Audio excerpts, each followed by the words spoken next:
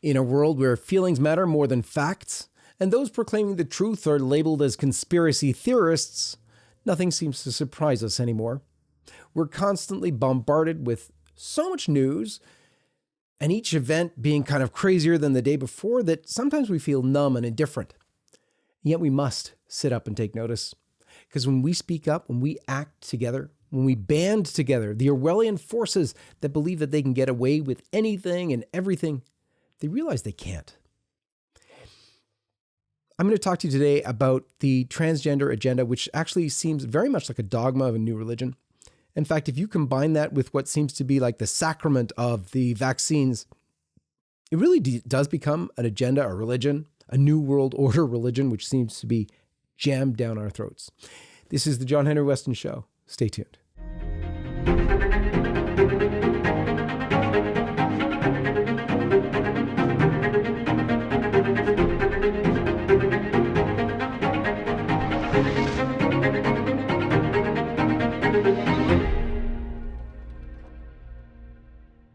Before we begin, let me remind you to please like and share this video, to share it with your family and friends, and encourage people to sign up to the John Henry Weston Show on lifesitenews.com. Let's begin, as we always do, with the sign of the cross. In the name of the Father, and of the Son, and of the Holy Ghost. Amen. The abortion-pushing Biden administration has announced another promotion for transgender assistant Health and Human Services Secretary Richard, or Rachel as he calls himself, Levine, who was sworn in Tuesday as a 4-star admiral for the U.S. Public Health Service Commission Corps. And, you know, some in the media are actually saying this is a first female to reach such a high-ranking position, of course ignoring the fact that he's a biological male. Under the regime of woke politics, men can't speak about abortion because they're not women and they have no uteruses, but at the same time, they can, just like that, become women. And therefore, they can break the glass ceiling for women. This is insanity. They can claim to be women. By the way, not only is Rachel Levine, not only not a woman, he, in fact, in his government biography, lists no prior military service at all. This ridiculous glorification of gender dysphoric men has grave consequences. A pro-LGBT school board member of the Loudoun County Public School Board in Virginia resigned last week from over controversy about the cover-up of an alleged rape by a skirt-wearing male. This happened in Loudoun County, Virginia, where they just overturned the election for the Republicans because this issue was on the table. It's so crazy. The parent of the girl who had been a victim of the bathroom rape attempted to alert attendees at a board meeting and instead was arrested and cited as an example of a domestic terrorist by the National School Board Association. According to court documents, the 15-year-old trans-identifying youth entered the girl's bathroom wearing a skirt. He had been accused of sexual assault in 2 different schools. And in fact, between the first assault in this school and going to another school where he assaulted again, the school board enacted the policy to allow students to access sex-specific private spaces, including bathrooms, to play on women's sports and so on, according to their gender identity. These were serious abuse cases. In fact, Chief Judge Pamela Brooks of the Virginia Juvenile and Domestic Relations District Court ruled that there was sufficient evidence in that case to find that gender-fluid student guilty of 2 counts of forcible sodomy. And that was at that first high school. And by the way, since the adults in the room were much too woke into the woke religion to do much about this, and wanted to sort of bend their knees, in addition to their minds, to this trans dogma, the students themselves took to protesting the insanity. Hundreds of students around the whole county walked out of class in protest. They slammed school officials for mishandling this sexual assault case. It's never about compassion and tolerance and acceptance of women's rights or any rights. It never was and it never will be.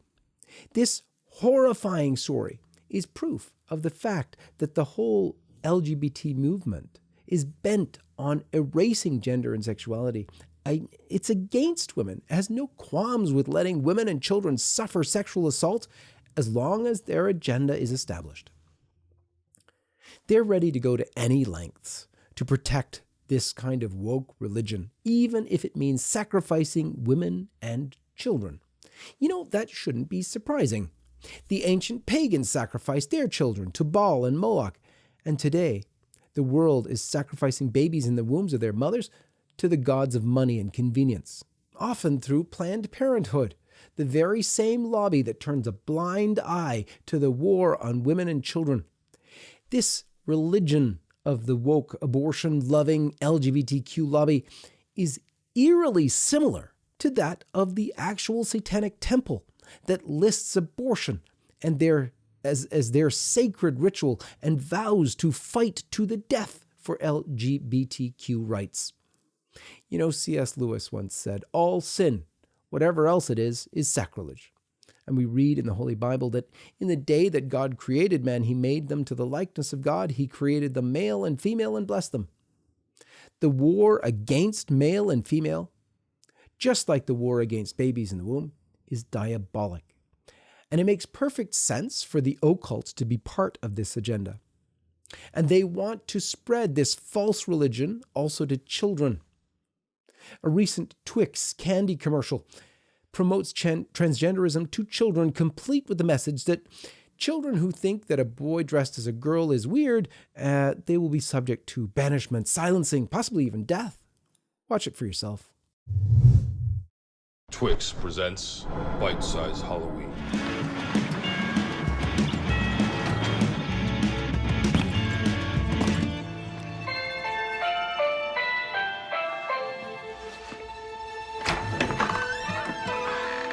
Hi. I'm your new nanny. I don't need a nanny.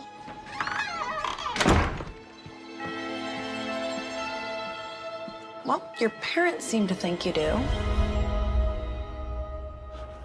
What's your favorite color? Black. Other than black. Oh, charcoal?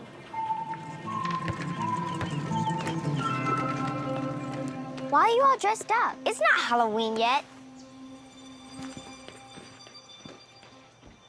Can I help you? Are you a good witch or a bad witch? Do you want to find out?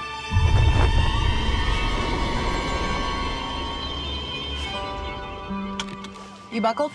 I'm still wearing my princess dress. Do you want to wear it? Okay.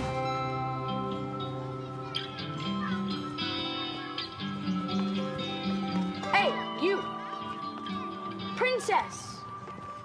You look like a girl. Why are you wearing that? Dressing like this makes me feel good. Is that your nanny? She looks weird. You look weird, your nanny looks weird, you guys are both weird. No, we're just different. Boys don't wear dresses. Whoa! Whoa! Where is it coming from? What's happening? Help!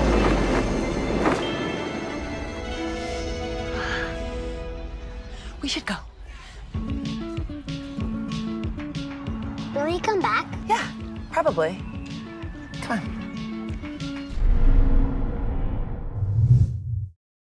Walt Heyer, who is a man who underwent surgery to make himself appear as a woman and lived for 8 years as Laura, only later to experience regret, and he came back to becoming a man, or tried to the best of his ability.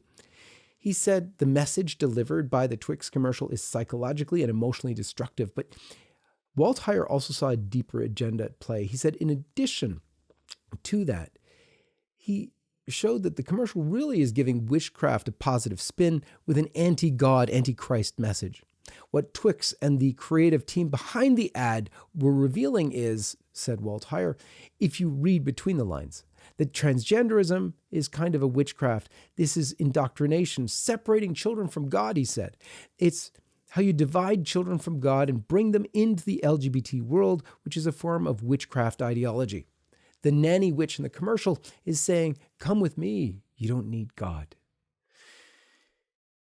It's not just chocolate bar companies and other corporations that are pushing the LGBTQ dogma. In fact, last week, Congress passed Joe Biden's $1.2 trillion infrastructure package. That infrastructure package is replete with language that's very, very dangerous. In fact, it says that in one of the sections of the bill, gender identity and sexual orientation are federally protected classes like race or disability. Spelling out the danger of this for the American people, the Religious Freedom Institute points out that the danger of the provision is that it would severely undermine religious freedom in America and tacitly affirm the pernicious false message that the sexual morality historically taught by Judaism, Christianity, and Islam is bigoted and akin to racism.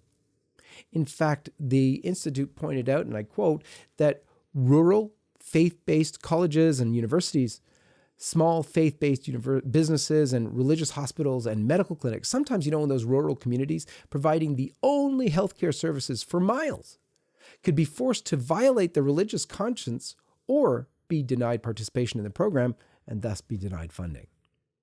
Governments forcing people to dance to their tune is not actually exclusive to America, unfortunately. In fact, you can see this kind of oppressive communist tactic, especially in New Zealand, where Prime Minister Jacinda Ardern was very upfront, actually, about admitting that her new COVID kind of restrictions plan will lead to unvaccinated people becoming second-class citizens. Fewer freedoms than vaccinated people. Actually, you know what? Watch it for yourself. So you basically said this is going to be like, well, it's almost like, you probably don't see it like this, the two different classes of people. If you're vaccinated or if you're unvaccinated, you have all these rights. If you are vaccinated... That is what it is. So, yep.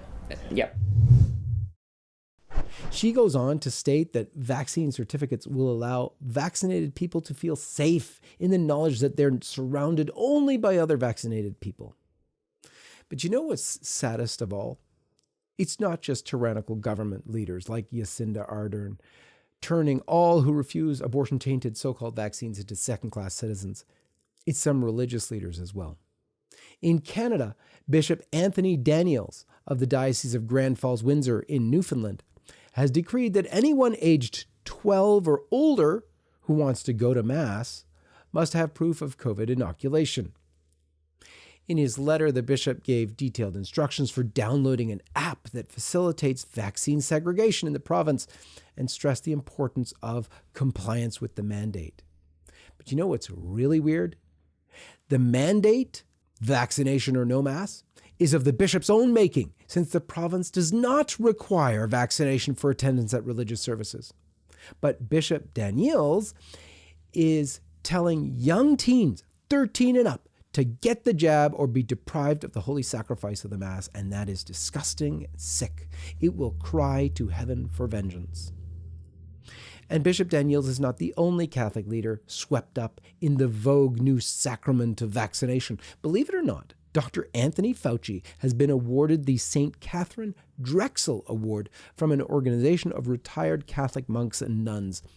The organization, called Support Our Aging Religious, gave Fauci the award for his, and I quote, significant contributions to the Catholic Church and particularly to American men and women religious, end quote.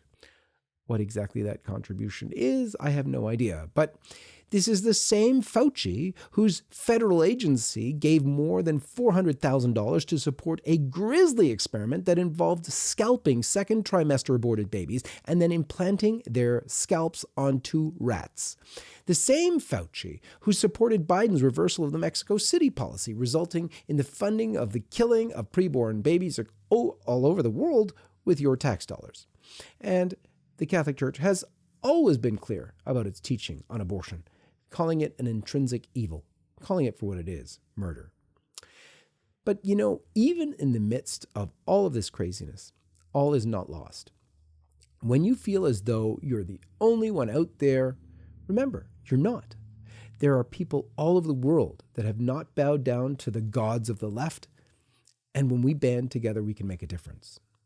And here's a fun example of this difference. The Let's Go Brandon song by rapper Bryson Gray. Now, despite being banned on YouTube, it reached the top of the charts on iTunes.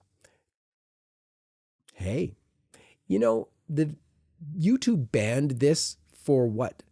medical misinformation.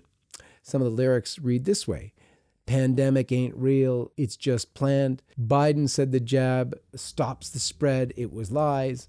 Very truthful statements. In fact, the songwriter Gray said, if you want to be honest, in this country, I know we like to say that we're all free, but in reality, only one side has free speech. They can say whatever they want about Jesus and just get away with it. We can't even question, make a joke. Then we're banned on platforms if we do that, end quote. And of course, despite YouTube's ban, oh, the big YouTube, the song still made it to the top of the charts. So look around you. This may be one of the most insane times to live. But this insanity is actually making it easier for us to point out to people around us what they earlier might have mistaken for compassion or acceptance or tolerance. In fact, it's quite the opposite. And we can also see that there's a whole new audience of people ready to hear the truth as they've been disillusioned by this agenda, especially as the powers that be attempt to force it down our throats, this new woke religion. So I'm going to leave you with this, another fun song. In fact, it's brilliant. It was called Just Say No by RC, the rapper, and involved Chris Sky, one of the most unlikely collaborators with those of us fighting for freedom. When you look at him, you would have thought, wow, really? That guy? But sure enough, the Lord has opened up with, this new fight for freedom. A lot of folks who now might be open also to us sharing with them the truths on life and family. This is Just Say No by RC the Rapper. May God bless you.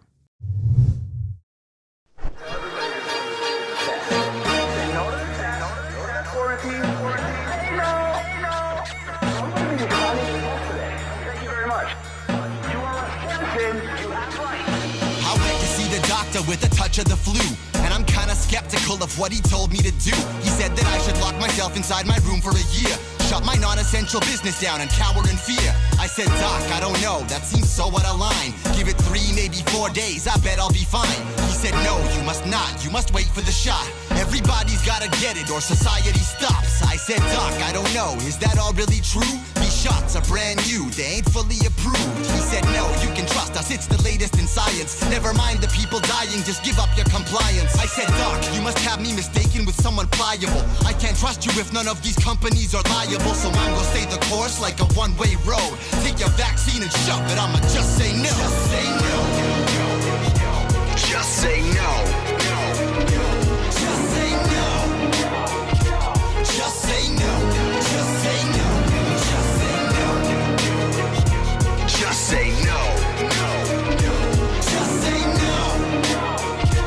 Just say what? Just say no. To the war being waged on our minds and our bodies and our soul. They ain't looking out for you, it's a scam and it's all about control. So doing what they say won't make it go away, oh no. But they don't know the lengths I'll go through rain and snow. I gang so I left the doctor's office and stepped onto the street, feeling troubled by the lies and campaign of deceit. But I'm not easily defeated, I'm not one to retreat. I tried to make a post about it, they deleted the tweet. Undeterred, I stood on the corner holding a sign. The cops showed up, I got arrested and fined. They told me that my words are considered a crime.